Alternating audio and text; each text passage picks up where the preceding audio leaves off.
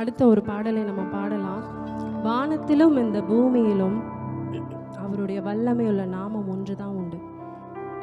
எந்த நாமத்திலும் மேலான நாமம் எதுனா ஆண்டவருடைய ஒரே நாமம் தான். ஹல்லேலூயா.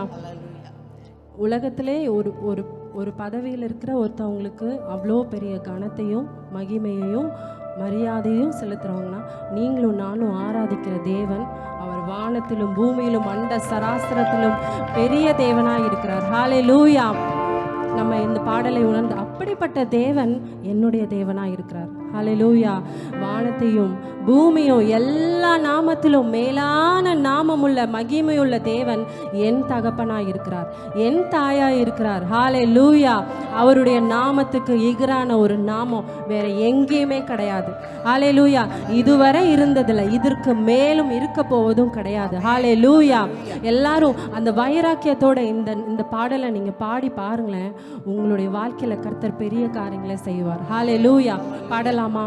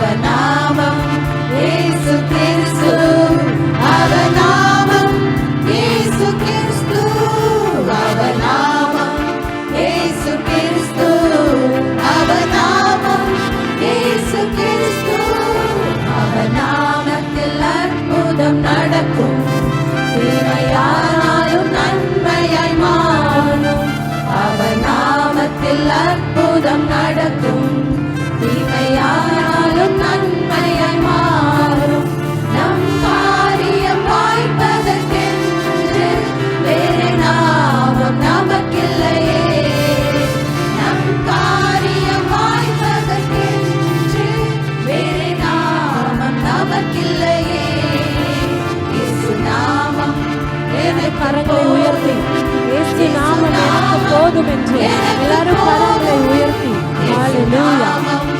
எனக்கு போதும், இயேசு நாமம் எனக்கு போதும். கரங்களை தட்டி தட்டி தட்டி அந்த மகிமையுள்ள தேவனை, அந்த இயேசு கிறிஸ்து என்ற நாமத்தையுடைய அந்த சர்வ வல்லமையுள்ள தேவனை பலமாய் கரங்களை தட்டி நம்ம ஒரு விசையாய் அவரை மகிமைப்படுத்தலாமா? ஹல்லேலூயா.